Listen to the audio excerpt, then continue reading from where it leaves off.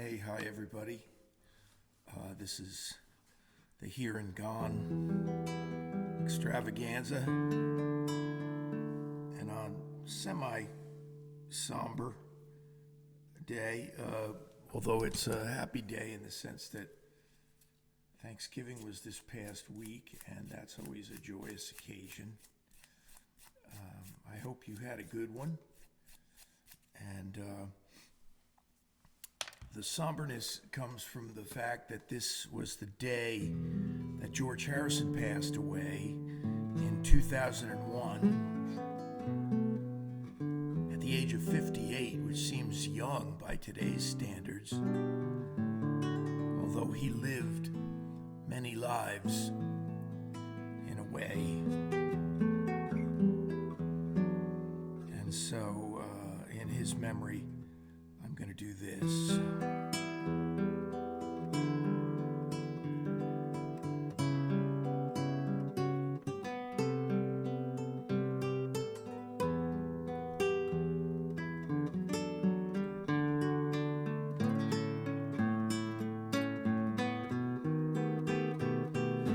I look at you all, see the love there that's sleeping, while my guitar gently weeps.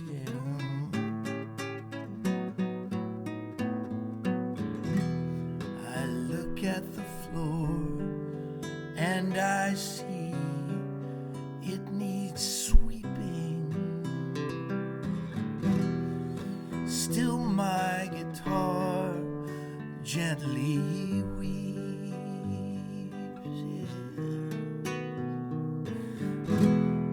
I don't know why nobody told you how to unfold your love.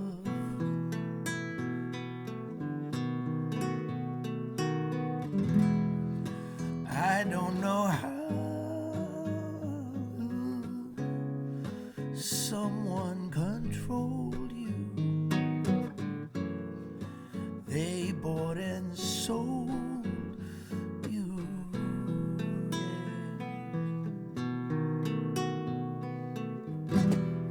I look at the world and I notice it's turning and turning, while my guitar gently weaves.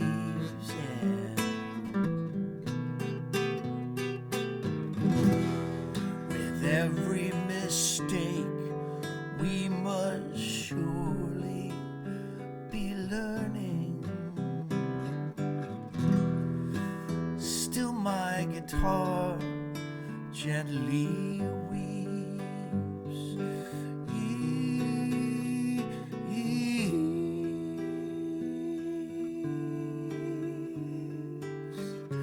Oh, oh, oh, yeah.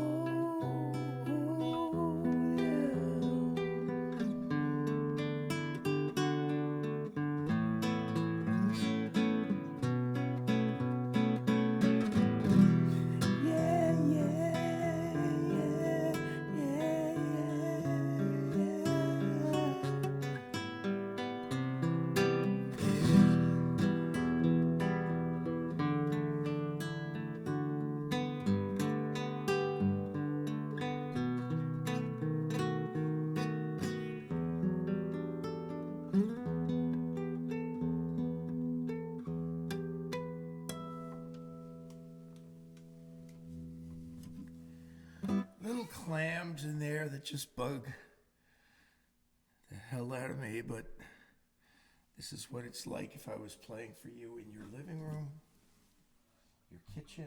I hope I'm in the kitchen with you, maybe. Some of my friends watch this with their morning coffee. Others are in my late night gang.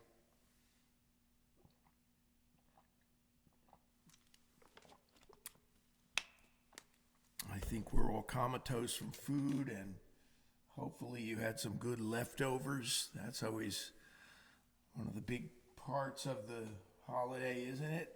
Such an abundance we have. And what happens the day after Thanksgiving? Well, in my calendar, in my book, that's the green light for Christmas music. Although, out in the world, they start Christmas music before Halloween these days. That's okay. We love Christmas music. I have 3 Christmas albums out. And one of them has been probably the biggest success of anything on our small label, Notebook Records. And that is one that I'm going to do a little medley for you here of a couple of songs from my Silent Night Christmas Carols for Acoustic Guitar, which has really gone around the world in various ways.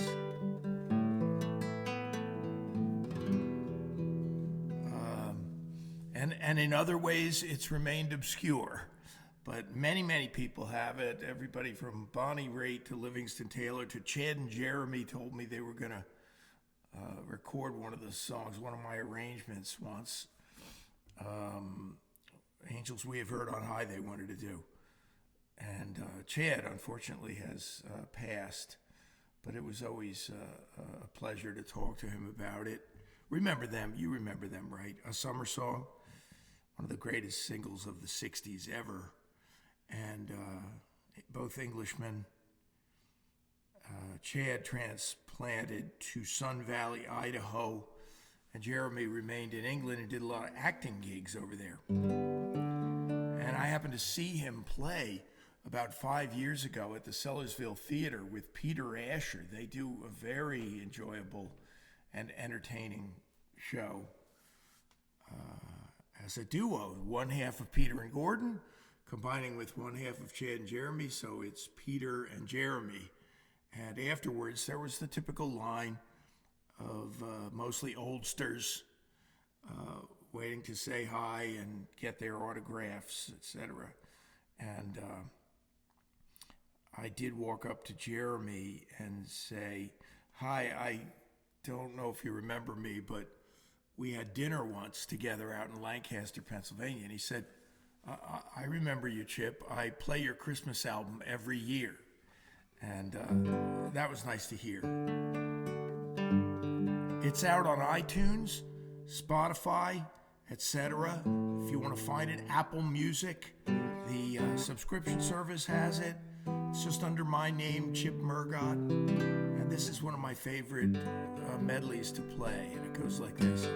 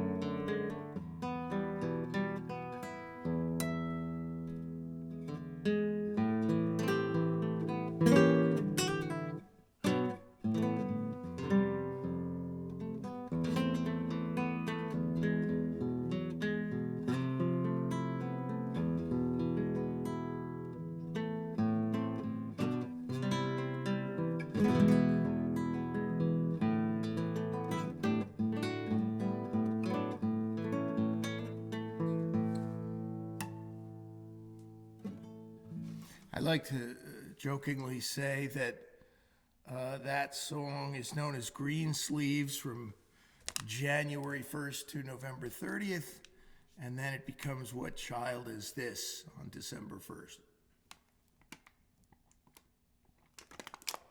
But musically, they're pretty synonymous. And you go, wait a minute, not pretty synonymous. Musically, they're exactly synonymous. And that's not exactly true. I've been told by a musicologist once that the difference between the two is one note. And Green Sleeves, the note is this, in the key of A minor, it's an F sharp.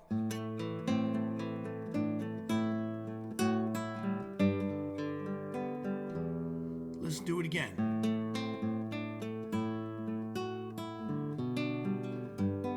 And you know the one I just played was an F natural. A little more bittersweet and even melancholy. That's the difference. More than you ever thought you'd know about Green Sleeves and the companion piece, What Child Is This? Now, this one's a tough one to get through, and it's gotten I exaggerate, it's gotten a little bit of acclaim for me over the years. In fact, one time, a student of mine said, I heard your version of God Rest Ye Merry Gentlemen on a TV show. And I was sure he was wrong. And I said, oh, I don't think so. And he said, no, you know the cooking show Chopped? He said, I heard it on that. And so, I had a DVR, which is a hard disk recorder. So I put in the word Chopped and it recorded all of them. And I only had to listen to one or two of them to see that indeed they had used my version of this next song, God Rest Ye Merry Gentlemen, for a scene where a couple of people are walking down the hall between kitchens, And so I said, hooray, honey, I just made $2.17 off of Chopped.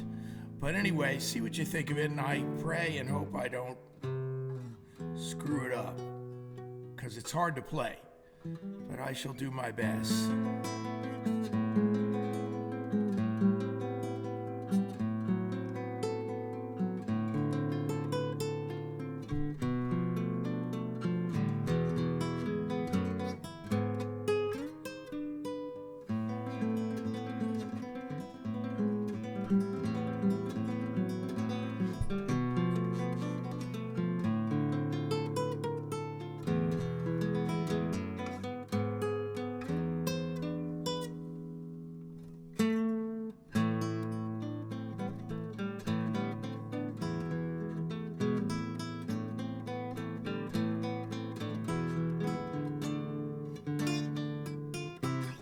See. I'm so sorry. I'm going to start that second again. I can't see the guitar.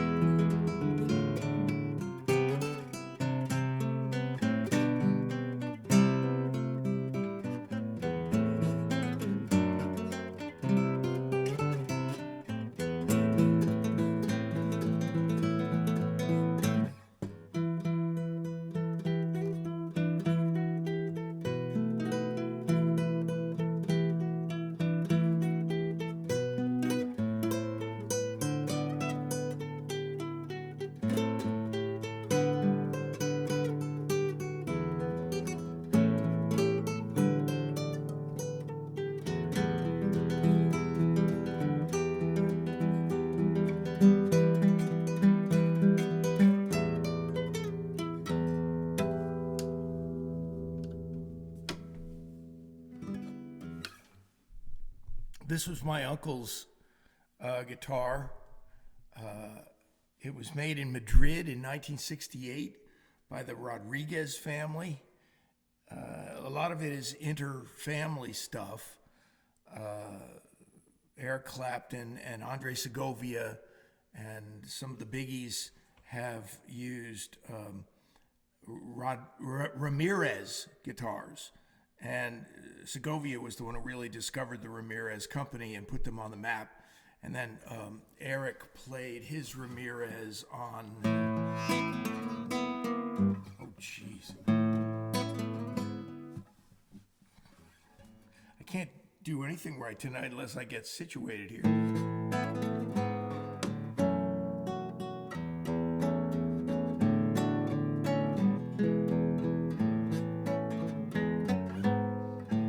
Would you know my name?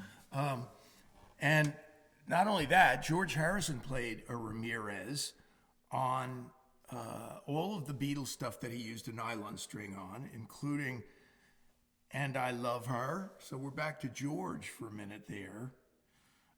You know that Eric Clapton played the lead guitar on the aforementioned While My Guitar Gently Weeps, and he said the only way he would agree to do it was if they made him sound like the Beatles. What does that mean? He said, I don't want to sound like Eric Clapton. So they acceded to his wishes, and they double-tracked his guitar artificially. He didn't double-track it. They put this thing called ADT, artificial double tracking, and it made like a chorus effect on his guitar before the chorus effect was even popular or built. And I think you engineers out there will know this, he might have played it through a Leslie speaker too. So he was happy because he didn't sound like Eric Clapton. He sounded like George Harrison, except for the licks that he played, which were pure Clapton. And if you want my opinion, and yeah, I probably have a rather informed opinion on this, being a lifelong Eric Clapton fan, a lifelong Beatles fan, I am convinced that playing on that song is Eric Clapton's finest hour as a guitar player. Sure, he's done Layla and he's done a ton of blues, etc., but that was almost supernatural what he played on While My Guitar Gently Weeps. It was a sunburst Les Paul. No, I'm sorry, it was a red Les Paul, and that guitar's name is Lucy, and it is currently in the possession of George Harrison's son, Danny, and Clapton owned it for years because George Harrison gave it to him.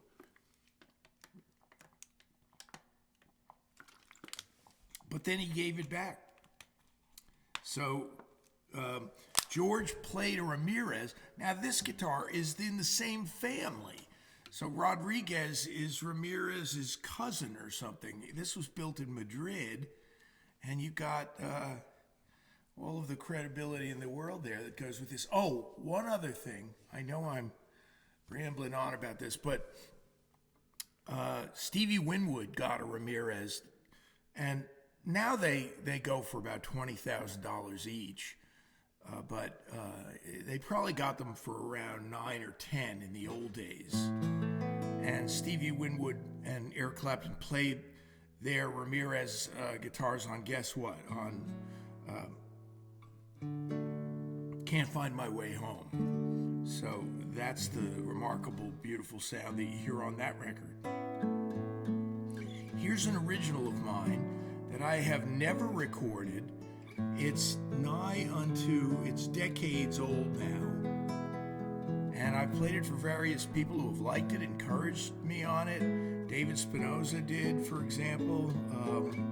Livingston Taylor has. And the way I live my life, I'm not normal. I'm not a normal songwriter who would jump at the chance of running into the studio and recording a song if Liv Taylor liked it. And I'm just like, no, there's no market for this kind of song. So, I'll probably lay it down somewhere and make kind of a demo of it. But this is kind of a true story. You'll hear some hints in this. It's called I Knew You When.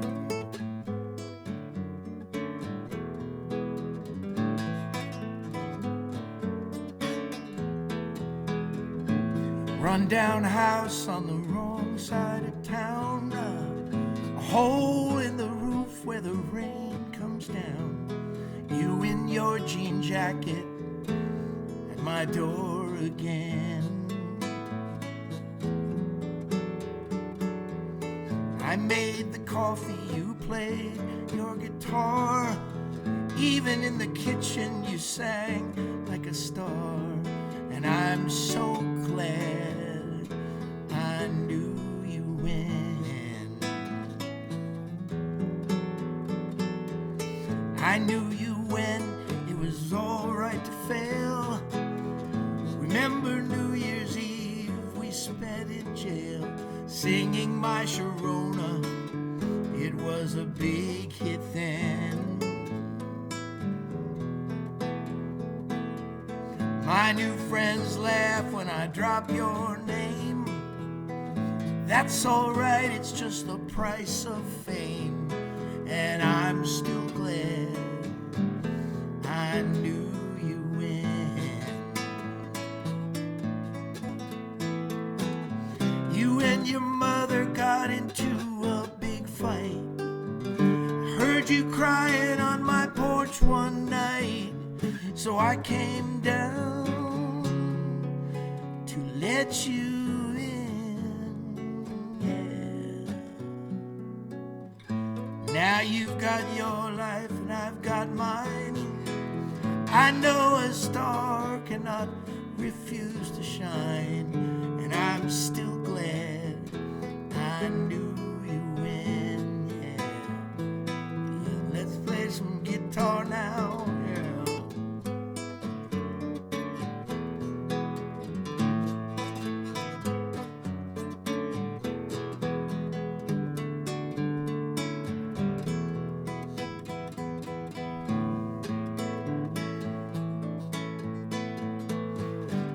Did a show, the ad was a full page. I stood outside and sent a note backstage, but no one came to let me in. Oh,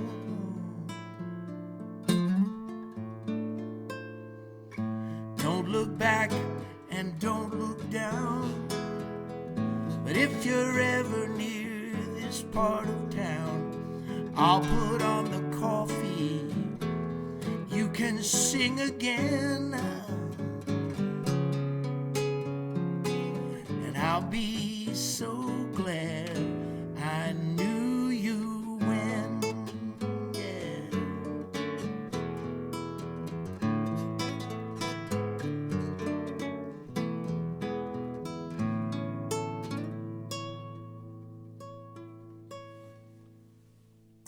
Would be happy to know I've gotten so much use out of this. As you see, I did this totally by playing this too many times with a pick.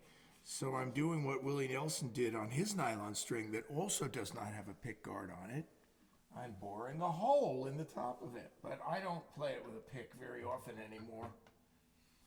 I do use that guitar for, I've used it to play in hospitals. I've used it at funerals. I've used it in hospice care. It's a soft, gentle guitar, and I'm also sure my uncle would have loved that. I'm currently being treated for a condition called hemochromatosis, which is a superabundance of iron in your blood, and so you get, pardon the expression, you get phlebotomized.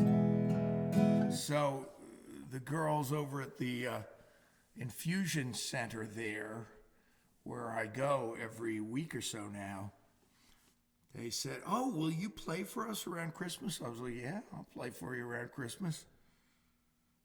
I'll bring my guitar right in here and play in the office." And they said, "Great." So now I backed myself into a corner, and I'm going to have to make good on that. No, I will do so happily. I've played for many people getting chemotherapy in infusion rooms. And you always always get more than you give, as you know. And I had a lady falling asleep on me once, who was probably in her 70s. She's getting chemotherapy, and her daughter was effusive about apologizing. Oh, I'm so sorry. She fell asleep. And I'm like, no, actually, I'm the only guitar player you know who's trying to put them to sleep, especially in the infusion room. I wrote this song at my parents' farm, and I considered it a single, although that term is rather meaningless in someone's world like myself who's not well known. In other words, so what I'm saying is nobody cared that it was a single. But I called it that from my album, I Love to Tell the Story. It's out on iTunes, Spotify, blah, blah, blah, blah, blah, if you ever want to track it down. I think it's on YouTube, too. And my niece, Jenny, likes this song. It's called If Only I Could Be With You Tonight.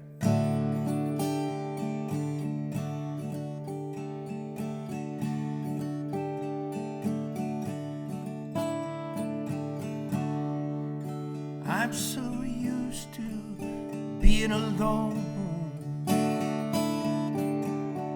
it really doesn't bother me no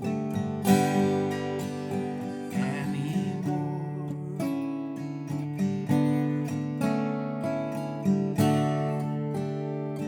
There is always the phone,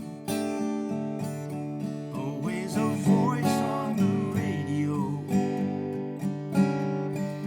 friend at my door.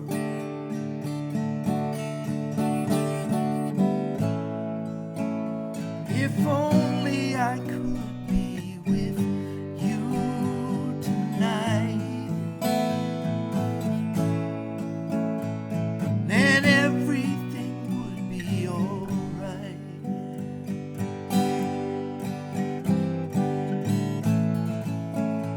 If only I could be with you tonight,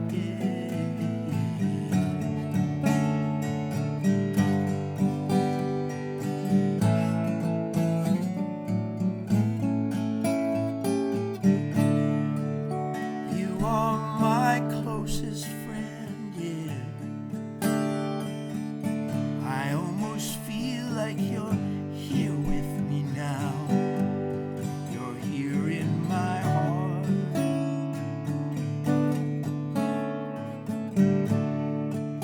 And I know in the end we'll be together and no one on earth will pull us apart.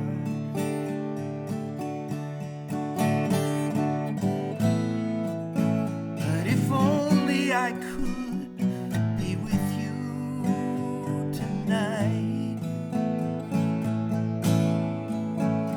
abide in the warmth of your light, yeah. If only I could be with you tonight, yeah.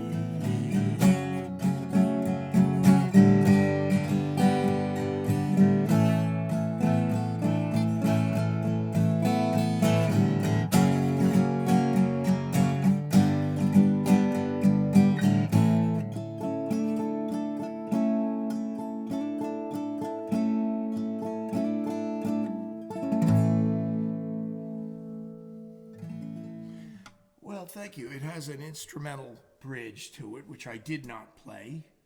I'm not going to make you sit through me just strumming a couple of chords for the instrumental. But the greatest thrill for me is that John Corba was short a song one time, the recording artist and utility outfielder musician who was the keyboard player for Hall & Oates and John Waite and other great acts, and he decided to record that, and he asked me and Alan LaBeouf to play and sing on it. So we pretty much just cut it live in the studio, and he added some tasteful percussion and keyboards, and that stands as my my happiest cover that I've got. I've got 2 or 3 others, which I will not tell you about because they were done so amateurishly. If I have another water, I'll be able to say amateurishly. See? So, now in fast forwarding up to today, as currently as last night, I'm going to play you a brand new song that I finished last night. I wrote it last night. I was talking to my friend Marty today about my student, Cal Newport, a fantastic guy who I taught down near Princeton, New Jersey for some years before he went off and covered himself with glory out in the world. And he's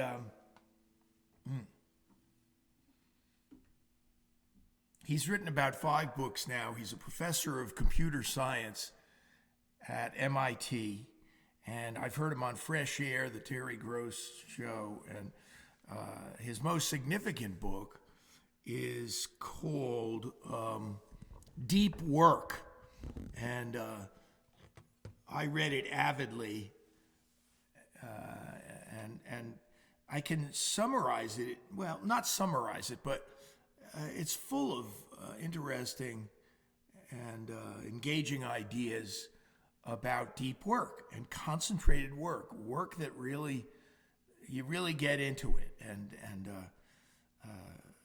if I wanted to tell you the number one thing that I took away from his book, Cal Newport's book, Deep Work, is that he said, to do deep work, you need a place.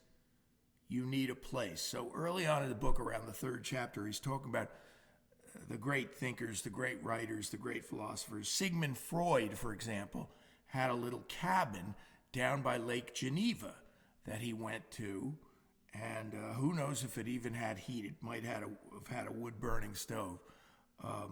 Mark Twain had a writing cabin about a quarter of a mile from his front porch that he walked to every day, and no heat, as far as I know, no running water, and he would take a sandwich with him. But then at night, when it was time for dinner, his wife would ring the dinner bell on the front porch, and he'd say, okay, work is done for today. My work is done. Look at this mess. Wow. How did I get this guitar strap so tangled up? And I'm doing the opposite of what I should do. It got turned around all these nights that I've been playing this guitar, and I've put like 100 hours into this guitar over a period of about 2 months. And I'm not lying. And I have obsessively started to make this guitar into my own. I designed it. I had it built. It took 3 years for various reasons. And then now it's my guitar named Sunrise.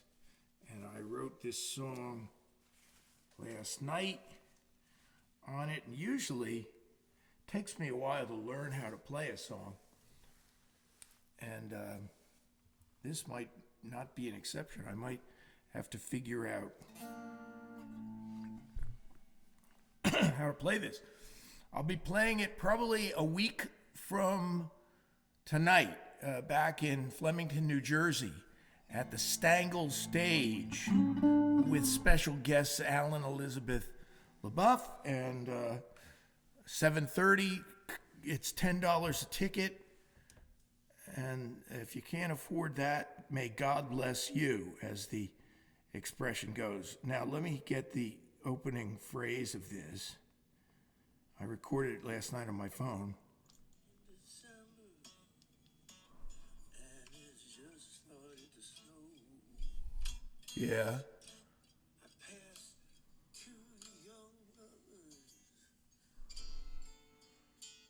I think I got it, basically. This is called Never Been So Lonely. On the boardwalk in December, and it's just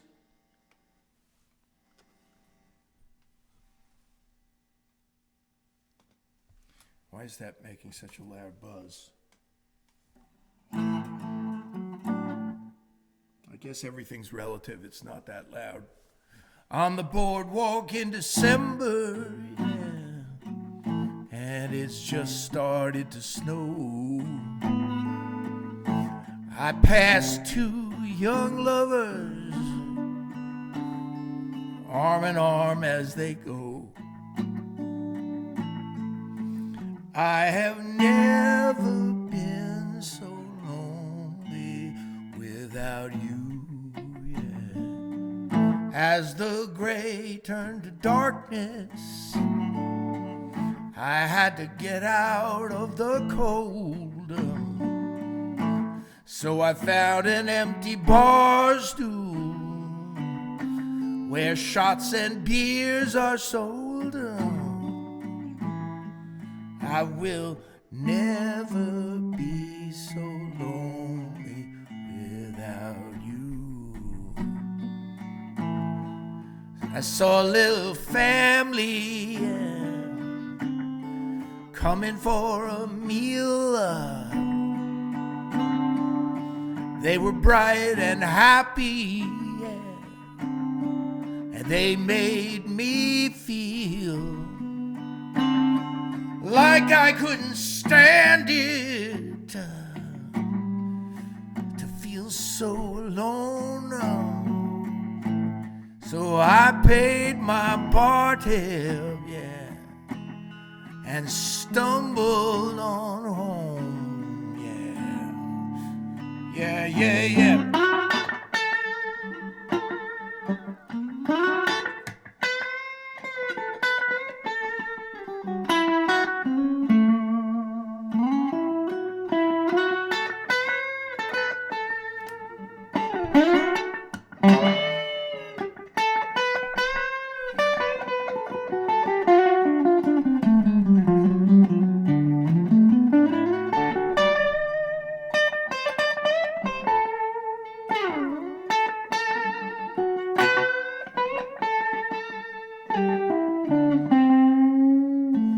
I have never been so lonely without you.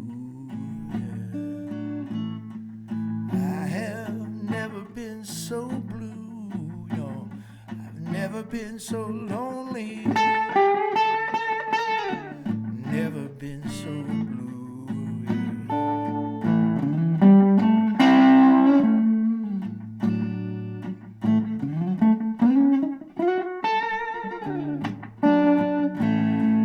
I have never been so lonely without you.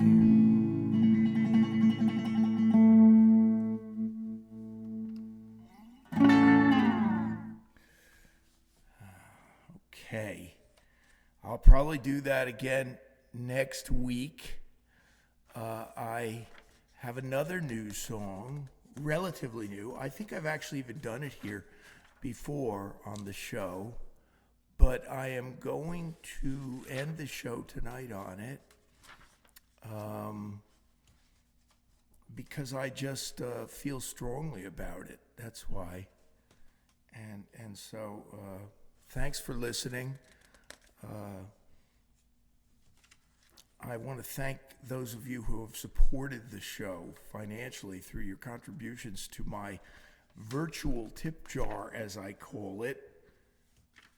Not at all cleverly. And that is in the comment section below, but if you know me, it's also on my Facebook page. It's just a connection to my PayPal account, and it doesn't take or gather your information. I don't use any information there. It doesn't tell me your credit card number or anything. It just tells me that you tipped me in case you want to support the show. So thank you for those of you who do that. It's greatly appreciated. It keeps the show on.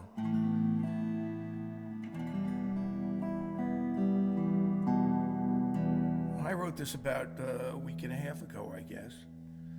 Please have mercy on me, baby. I'm drowning in a sea of love, yeah.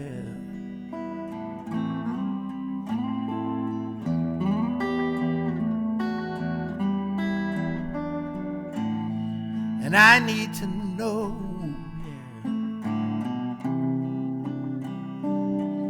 if you might love me too.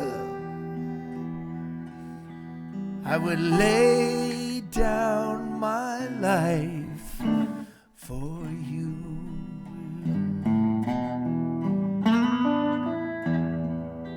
Lord, have mercy on me, yeah.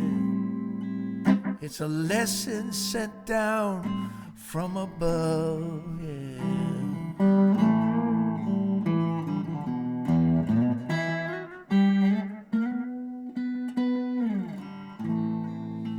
Love is sacrifice, and believe me when I tell you it's true, yeah. I would lay down my life for you, yeah. The future could be ours if you'd just say yes. And if you don't feel the same, I don't know what I'll do. Ooh, I don't know, no.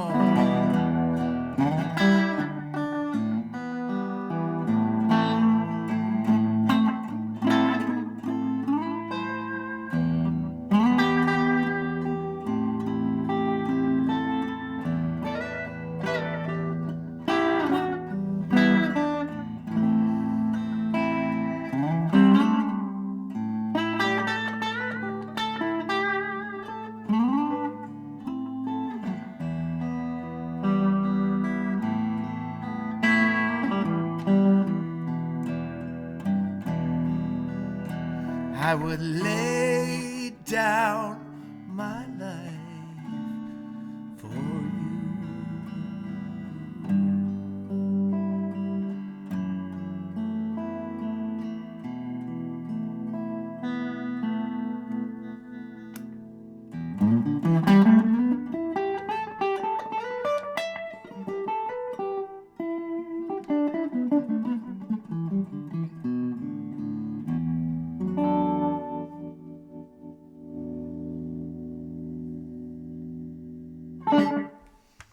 Okay, have a great night. God bless. I'll see you later.